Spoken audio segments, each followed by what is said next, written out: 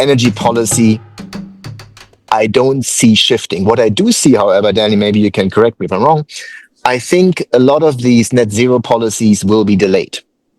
So they will delay the coal exit. They will delay, or maybe even give a little bit less money to some of wind and solar and hydrogen. So I think there could be some impact. It will not be the big thing. It will not save Germany.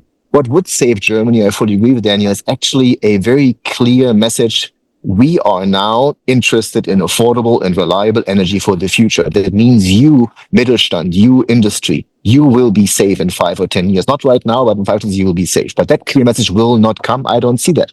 And the scenario that Daniel built about the minority result could be interesting. Yes, it's a dream. It's really a dream. I don't see it at all. I see a sort of very slow, disappointing continuation of what we have, and maybe with still a slight adjustments here and there, make it not as bad, delay a little bit. And then it's up to Germany actually to come out of this. Will they come out of it? That's the big question. Of course, you have big skeptics here. You have me on energy, but also Daniel has done a lot of work on energy. He's written books. He's done a lot of stuff in this and really knows how it works. But the people are frustrated. And they're not only frustrated about the economy, because I have a sense that it has not gotten to all of the people yet. Because the unemployment is not that bad, right? But the people are frustrated about many things, and when you hear these large the debates, I mean it's yeah, I'm not very hopeful. Are you feeling more business leaders speaking out about some of the issues affecting the economy?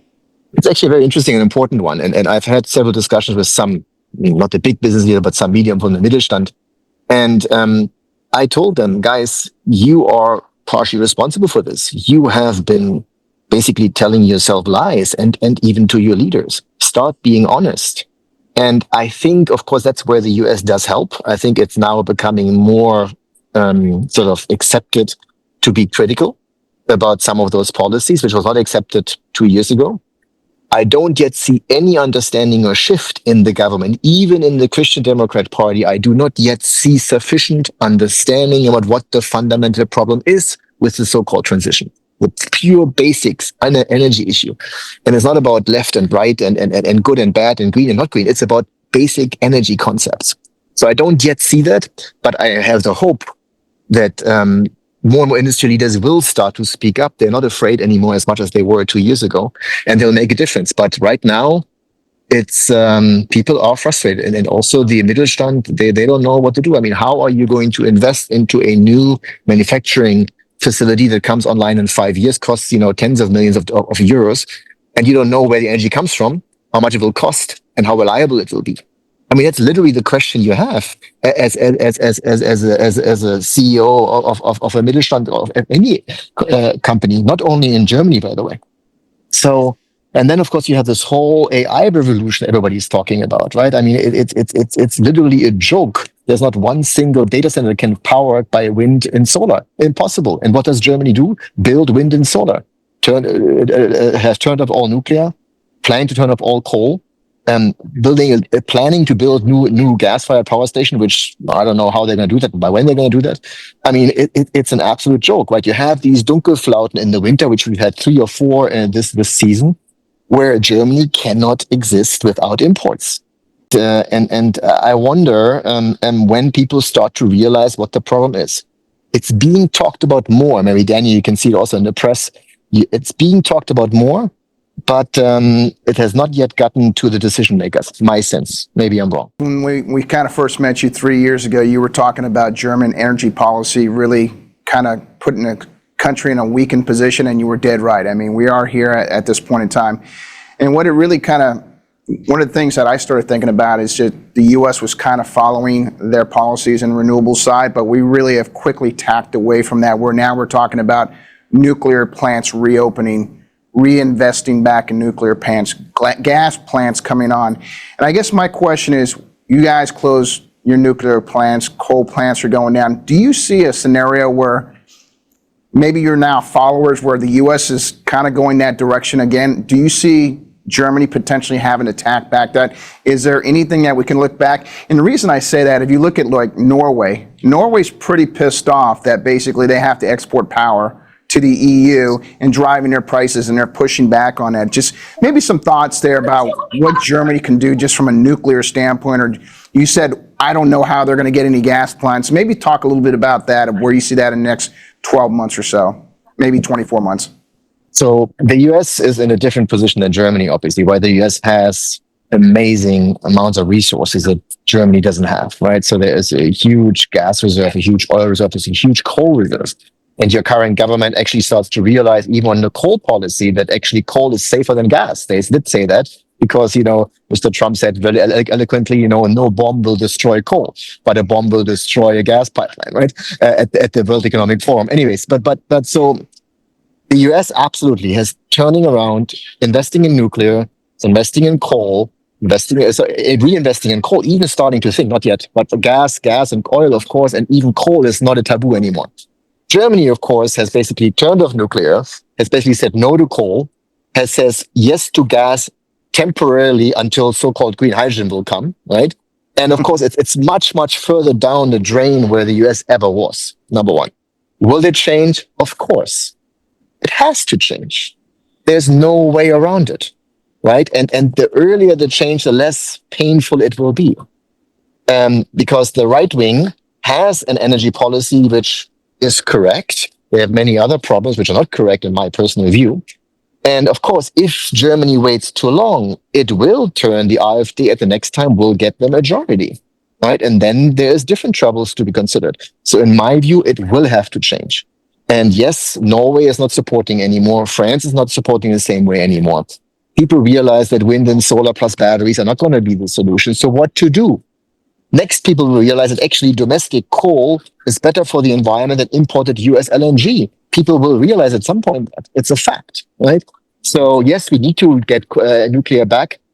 We need to actually invest in coal and in gas, right? And the big question for me is that maybe on geopolitics side, if this whole Ukraine thing resolves, and if Trump actually really does take that lead role, which he's currently trying to take, then what? Then sanctions will possibly be removed. So Russian gas will come back to Germany? Maybe, right?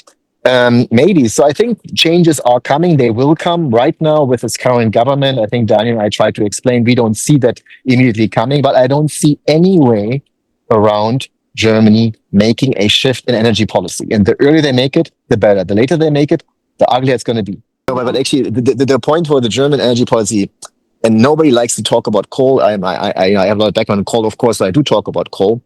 When Germany realizes the benefits of coal for Germany compared to imported LNG, the low cost compared to even nuclear, the easiest, quickest solution is actually that. It's very, very unpopular, right? And nobody or very few people are willing to talk about that. I think they will be forced to, and you will see delays of coal plant closures. You will see that. Even the upcoming government will have to do that. There's no way around that.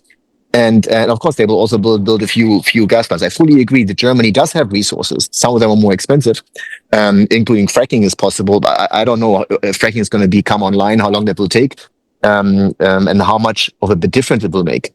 I think the nuclear, I do see definitely a chance for nuclear, and I hope that will happen. But again, for some reason, I have this view macroeconomically, it has to happen. If it doesn't happen, the lights literally will go out. By 2030, the lights will go out. That's how bad it is. But Lars, the energy of coal out of coal is not necessarily as cheap due to CO2 pricing, huh? No, coal gets more expensive because of CO2 pricing. Yeah, but I mean, yeah, how can you import LNG and not price methane? I mean, if this whole thing is just completely irrational. Yeah, just right? You price one externality, not other externalities, right? I mean, it's an economic insaneness what's happening, right? And of course, increasing the CO2 pricing as Europe is now doing doesn't help anyone either. It just puts additional taxes on. The money is going somewhere where it shouldn't be going, which is to actually make it worse. Every additional solar panel, every additional windmill will make the situation worse. I guess my question is, forgive the analogy, but sometimes Germany sounds a little bit like California. Like there is such an intense view of the world that it's hard to get countering views into the discussion.